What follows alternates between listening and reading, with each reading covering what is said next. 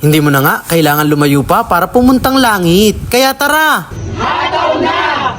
Atawista, hindi ka tiga Rosario kung di ka pa nakakain sa Paris ni Q. Hana! Ngayon nga ay nandito tayo sa Pares na sasaklolo sa'yo pag high blood ka na. Pa-rescue! Para tikman ang kanilang mga pangmalakasang overload pares at rice meal. Ako ata nga atakihin dito. Paano ba naman kasi? Tinitingnan ko pa lang parang tumataas na agad ang BP ko. Tulad nitong taba, grabe ba? Lechon, hataw na! Chicharon bulaklak, isama mo pa itong pangmalakasang manok nila. Pagdating naman sa dining nila, napaka-presko. At ito na yata ang pinakamalinis na paresan na napuntahan ko. Sa kitchen nila, kitang-kita mo talaga. Kaya walang mekos-mekos dito.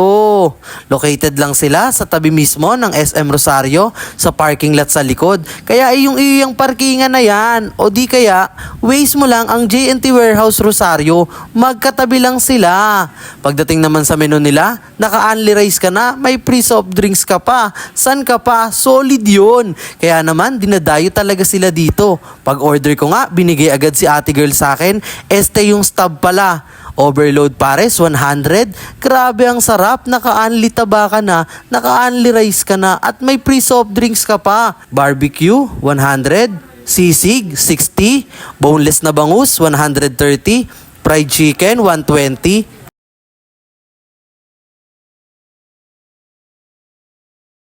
What's up mga Atawista? Ngayon nandito tayo sa Paris ni Q para tikman ang kanilang mga pangmalakasang menu dito. So unahin natin itong pinagmamalaki nilang Paris Overload. Yan o. Solid. Tikman na natin to. Hataw na.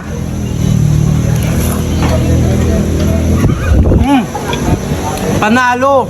Unang kagat mo, langit agad. Aba.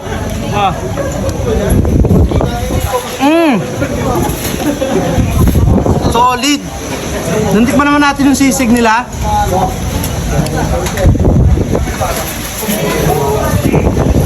Masarap siya mga Atawista. Tapos yung anghang niya sakto lang.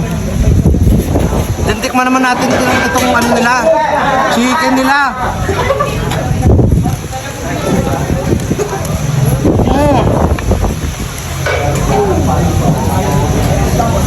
Solid.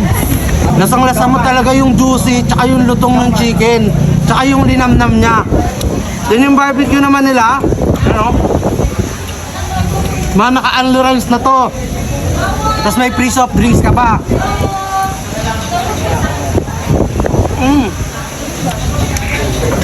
Sarap.